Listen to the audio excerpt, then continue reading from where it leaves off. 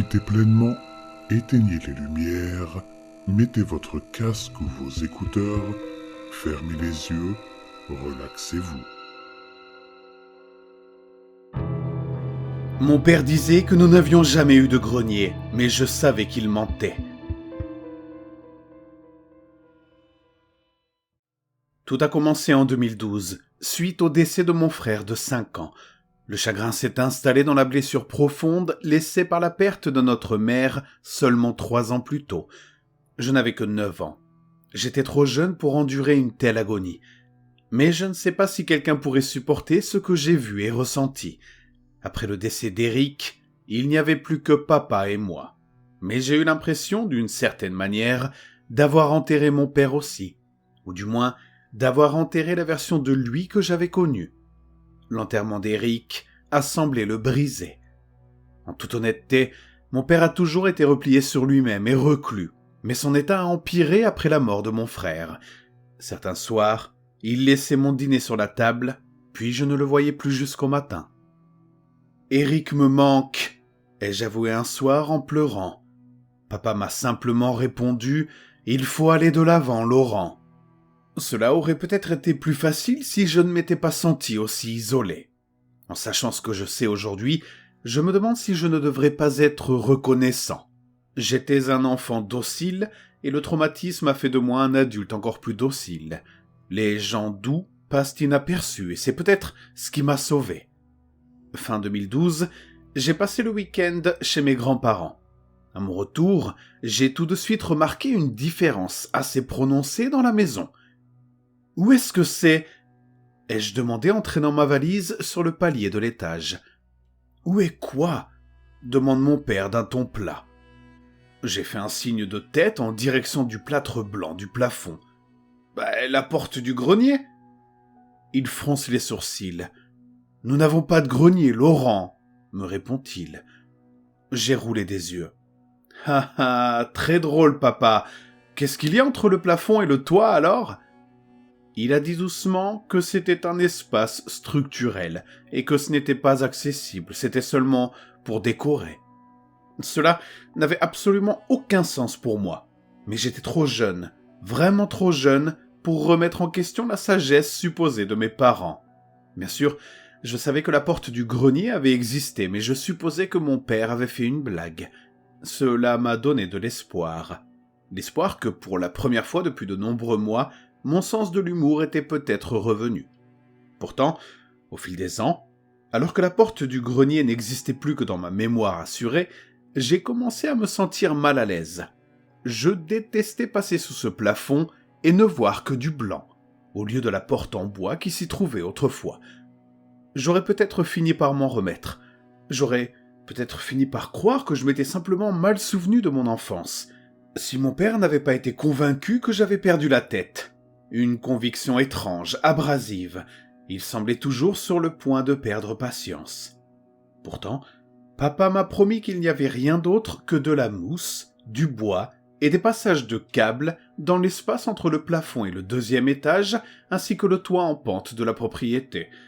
Selon lui, il n'y avait même pas de place pour un grenier digne de ce nom. Quoi qu'il en soit, lorsque je suis entré dans l'adolescence, j'ai cessé de poser des questions sur les combles de mon enfance. J'ai cessé de m'en préoccuper, à vrai dire. Je me suis enfui dans l'école, puis dans le collège, puis au lycée, puis à l'université. Pendant ce temps, je m'éloignais de plus en plus de mon père. Et cela ne s'est pas limité au plafond. Notre relation est devenue de plus en plus tendue au fil des ans, et il en va de même pour toutes les relations que mon père noue. Il a rompu avec Géraldine juste avant Noël, ce qui l'a rendu froid et distant. Je ne l'ai jamais aimé dans cet état, et il est vrai que Géraldine me manquait aussi. Elle avait été une sorte de présence chaleureuse et réconfortante dans la maison au cours des 4 dernières années. Malgré ça, la première sonnette d'alarme n'a commencé à retentir que ce matin. Vers 3 heures du matin, pour être exact. Quelques heures avant de me lever pour aller travailler, j'ai été réveillé par une série de bruits. Ils venaient d'en haut. 3 craquements lourds, des craquements de planches. Ce n'était pas le bruit du plafond qui s'affaisse, Ce n'était pas le bruit des rats creusant dans les prétendus passages de câbles ou dans les combles prétendus inaccessibles. C'était plutôt un bruit qui confirmait ce que j'avais toujours su.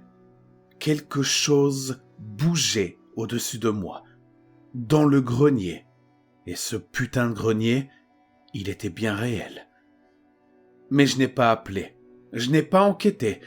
Au lieu de cela, je me suis accroché au bord de ma couette moite et je suis resté allongé en silence, ravalant le cri qui voulait s'échapper de ma bouche.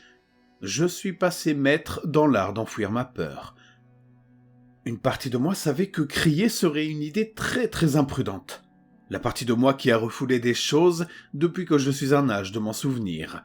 Des choses qui se sont produites alors qu'Eric et maman étaient encore en vie. Je me souviens des globes oculaires qui m'observaient par la fente de la porte entr'ouverte de ma chambre.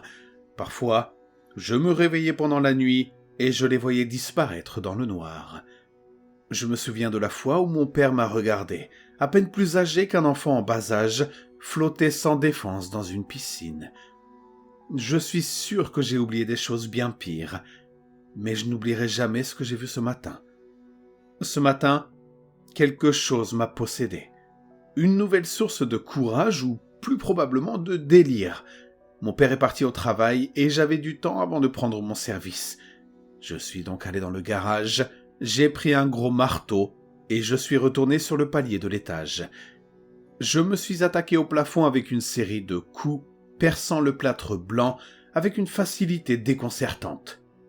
J'ai d'abord cru que j'avais sous-estimé ma force, puis j'ai réalisé que le plafond n'avait opposé aucune résistance, rien qui puisse empêcher mon projet de rénovation. J'ai craché le plâtre et la poussière de ma grande bouche, puis j'ai regardé l'abîme noir au-dessus de moi. Je le connaissais. Je le savais depuis 13 ans. L'espace au-dessus du 2e étage n'était pas rempli de piles de mousse, de poutres en bois et de câbles. C'était un vide noir. Il y avait et il y a toujours eu de la place en haut. Il y a toujours eu un grenier. Une partie de moi voulait s'arrêter là, mais je suis actuellement assis dans un poste de police, essayant de me changer les idées. Alors je vais vous raconter ce que je leur ai dit. J'ai installé une échelle sur le palier. Je suis monté dans le grenier et j'ai éclairé l'espace avec la torche de mon téléphone. Je ne sais pas à quoi ressemblait le grenier autrefois. Après tout, je n'avais guère de raison d'y monter quand j'avais 9 ans. Cependant, quelle que soit la fonction qu'il remplissait auparavant, il en remplit une autre aujourd'hui. J'ai projeté mes tripes sur le plancher lorsque ma lumière a aperçu le premier corps. Une femme était enveloppée dans un grand sac en plastique translucide, un sac rempli d'asticots. Le reste de la chair de son visage ensanglanté se détachait pour révéler un crâne à grande bouche, mais il restait suffisamment de traits pour l'identifier. C'était Géraldine. En déplaçant le faisceau de la torche, j'ai failli perdre pied sur l'échelle. Je n'étais pas horrifié par la vue de Géraldine, ni même par la vue des nombreux autres cadavres enveloppés de plastique, dont certains n'étaient guère plus que des cendres dans des vêtements en lambeaux. J'ai tremblé de peur lorsque j'ai vu le sanctuaire, faute d'un meilleur mot, au fond du grenier.